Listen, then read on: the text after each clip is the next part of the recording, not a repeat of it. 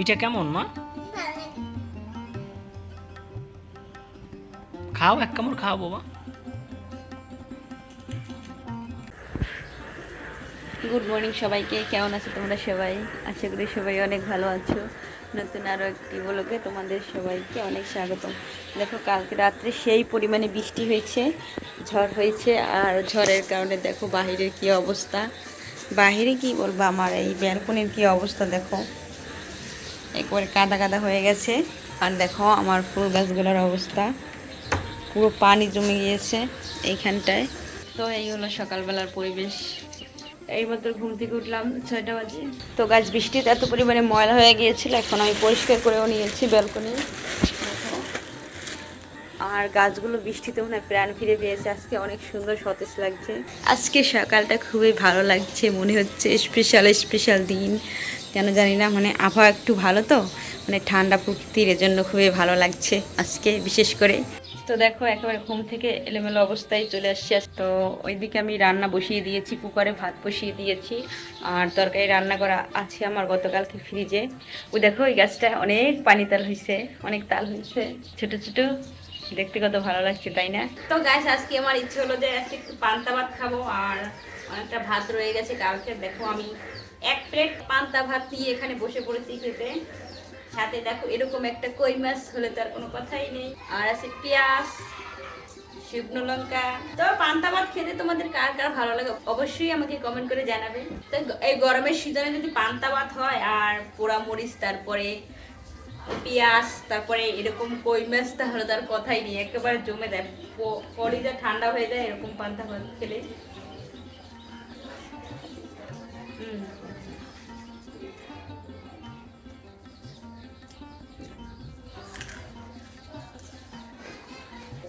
আজকে অনেকদিন পর পান্তা ভাত খাচ্ছি, অনেক ভালো লাগছে। মেঘামণিও খাচ্ছে আমার সাথে সাথে। পহেলা বৈশাখের পর আজকে প্রচুর পান্তা ভাত খেলাম। তো আসলে পান্তা ভাত তোমরা যারা পছন্দ করো তারা তারা আসলে জানো যে পান্তা ভাতের স্বাদটা কত ভালো হয়। তো মরিচের প্রচুর পরিমাণে ঝাল, আমি এই জন্য গুলিয়ে নিচ্ছি না। মেঘা খাচ্ছে সাথে। রাতে বৃষ্টি হওয়ার কারণে আজকে গরমটা একটু কম, তারপর পান্তা ভাত কিন্তু সেই লেগেছে। ভাতও রান্না করেছি, বাট ভাত খেতে ভালো লাগছে না, তো ভাবলাম পান্তা ভাত খেয়ে নিই। জাস্ট অসাধারণ লাগছে পান্তা ভাত আজকে। তো তোমাদের কার কার পান্তা ভাত খেতে এরকম ভালো লাগে আমাকে অবশ্যই কমেন্ট করে জানাবে। আজকে মা ও মেয়ে জমিয়ে পান্তা ভাত খাচ্ছি, ভালো লাগে। আজকে কই মাছ ভাজা ও পান্তা ভাত একেবারে জমে গেল, জাস্ট অসাধারণ লেগেছে। অনেকদিন পর পান্তা ভাত খাচ্ছি, অনেক স্বাদ।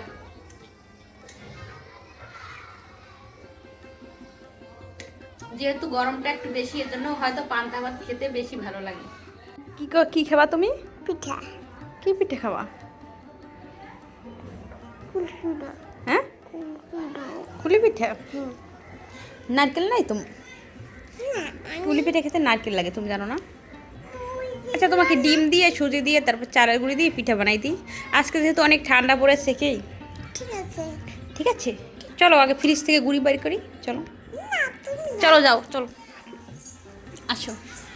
তো গাইস, মেঘামণি বলছে যে ও আজকে পিঠে খাবে, এর জন্য ভাবলাম যে আজকে বানাবো। তো এর জন্য গুঁড়ি আছে ফ্রিজে, দেখো এটা নর্মাল করে রেখে দিতে হবে।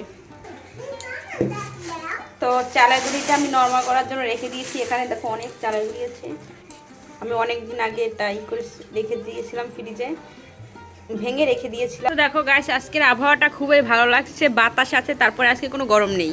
আমাদের গাছে তো একটা ফুল ফুটেছে। মেঘা, ছিড়বা না ছিড়বা না ছিড়বা না, আমাদের গাছে কিন্তু একটা ফুল ফুটেছে। আরও ফুটবে, এটা ফুটবে কালকে। দেখি এই জায়গায় না আরো চারা গাছ হয়েছে, দেখি সরো। 3টা আমাদের বাগানের নতুন সদস্য। ছিড়বা না, ফুল দেখতে ভালো লাগে। তো আজকে তাপমাত্রা 34 ডিগ্রি, আজকে কোনো গরম নেই, ঠান্ডা ঠান্ডা বাতাস। দেখো ওইখানে ধান কাটছে লোকে। দিদির বকা দিছি করে তুমি আসো, হ্যাঁ? দিদির বকা দিছি, উনি কি খুশি হয়েছে রে। দেখো গাইস, বাবুর গরমে মানে অনেক ঘামাচি হয়েছে আর কি, সারা শরীর পুরো। খাবার দাবার খাইয়ে গাটা মুছিয়ে দিয়ে বা অনেক কষ্টে ঘুম পাড়িয়েছি, এবার একটু রান্না করতে যেতে হবে। বাবুকে অনেক কষ্টে ঘুম পাড়িয়েছি, এবার রান্না করব। এখানে গাঠি আছে আর কই মাছ দিয়ে আজকে রান্না হবে। কড়াই গরম হয়ে গেছে, তো মাছগুলো ভেজে নিচ্ছি। এখানে দেখো ছোট ছোট কই মাছ, তেল গরম দিয়ে দিয়েছি, মাছগুলো মেখে নিচ্ছি। তো মাছগুলো এখানে তো ভেজে নিচ্ছি, এবার পেঁয়াজ রসুন কেটে নিচ্ছি। জানলাটা খুলে দিই, তাহলে বের হয়ে যাবে। সকালে তো শুধু ভাত রান্না করেছি, আর কালকে তরকারি ছিল, ওটা মেখে বাবাকে দিয়েছি, অফিসে নিয়ে গেছে, ওটা দিয়ে ভাত ওই তরকারি খেয়েছি। তো মাছ ধরা হয়ে গেছে, উঠিয়ে নিতে হবে।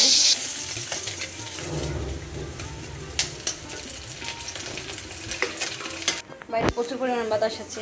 তো এবার দিয়ে দিচ্ছি জিরে, তেজপাতা। আর ইন্ডাকশন চুলায় রান্না করলাম না, এই চুলায় রান্না করব। পেঁয়াজ রসুন দিয়ে দিচ্ছি,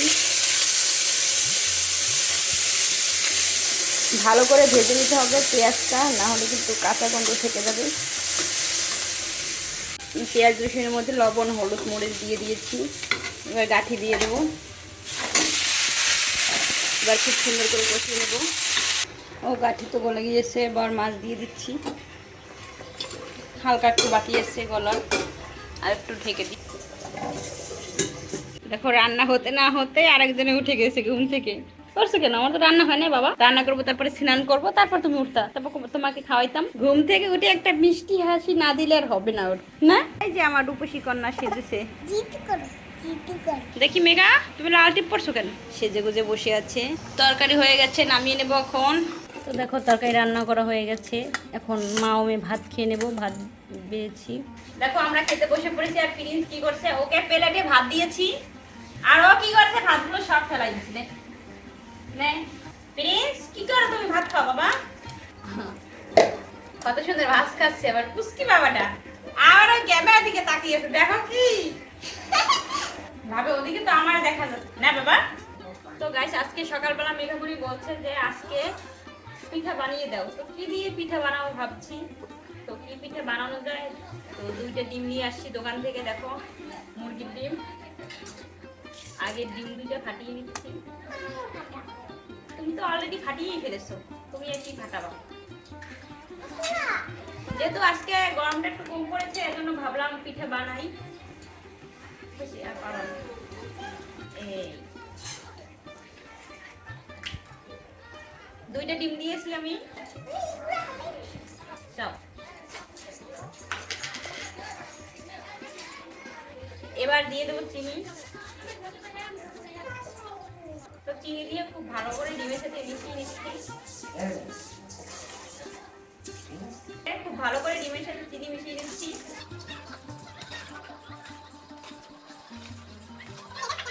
এবার দিয়ে দিচ্ছি সুজি, অল্প পরিমাণ। তো এবার দিয়ে দিচ্ছি চালের গুঁড়ি,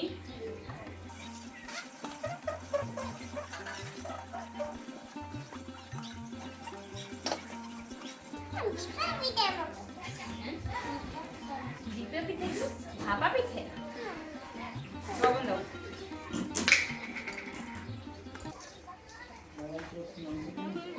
এবার দিয়ে দিচ্ছি লবণ পরিমাণ মতো। এবার দিয়ে দিচ্ছি কালো জিরে। এবার দিয়ে দিচ্ছি বেকিং পাউডার সামান্য একটু। এবার দিচ্ছি জল।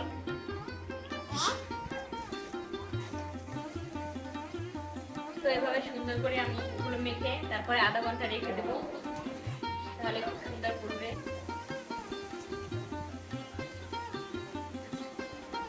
চলো নিয়ে এটা বন্ধ করে পিঠা বানানোর সময় দেখে দিও। তো দেখো পিঠা গোলা হয়ে গেছে, আর আধা ঘন্টা পরে এটা এখন আমি ভেজে দেখবো যে কিরকম হয়েছে। আর কড়াই আমি অলরেডি গরম দিয়েছি, আজকে আমি লোয়ার কড়াইতে ভাজবো। তো এবার তেল দিয়ে দিচ্ছি।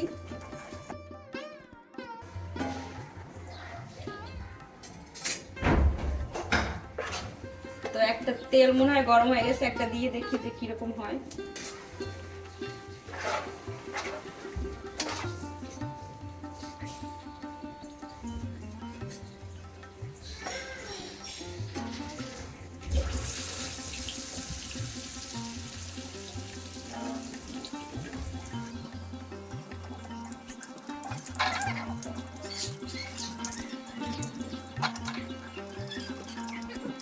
দেখো কত সুন্দর ফুলে উঠেছে পিঠাগুলো, ভাজতে আজকে খুবই ভালো লাগছে। আমি একটু মসমসে করে ভাজছি, কারণ মসমসে খেতে খুব ভালো লাগে আমার কাছে।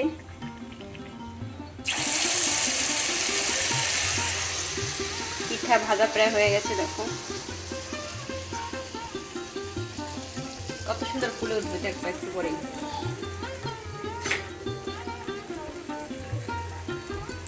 ওয়েট ফর ইট, ফুলতে আছে দেখো। হাতটা ধুয়ে নিই আগে।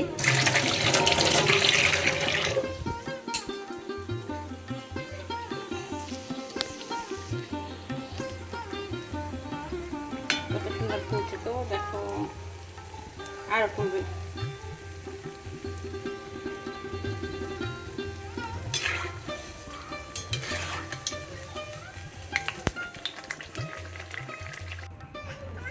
একরকম পিঠা ভাজতে গিয়ে দুই রকম হয়ে গেছে আইটেম। জামাই পিঠাও ভাজা যায়। জামাই পিঠা কেমনে বাজে? বয় হ্যাঁ? জামাই পিঠা কেমনে বাজে? তোমার বিয়োগ, তারপর তোমার জামাইটা ভাইজে যখন খাম ওই সময় বুঝবা জামাই পিঠা কেমনি মানে। পিঠা কেমন মা? খাও, এক কামড় খাও বাবা। পিঠা ভাজা শেষ করে এখানে আমরা সবাই মিলে পিঠা খাচ্ছিলাম। তো আজকের পিঠাগুলো খুব সুন্দর হয়েছে, একেবারে মসমসে। তো অল্প সময়ের ভিতরে অনেকগুলো পিঠা ভেজেছি আজকে।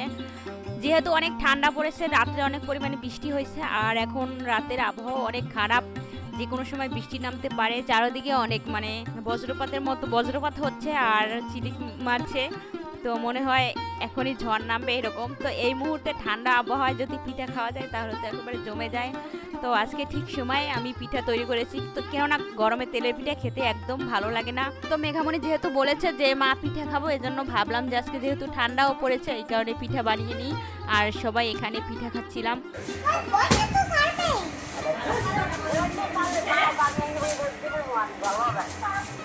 তুমি কত হলুদের গুঁড়ি নিয়ে আয়, বইটা ছাড়বে।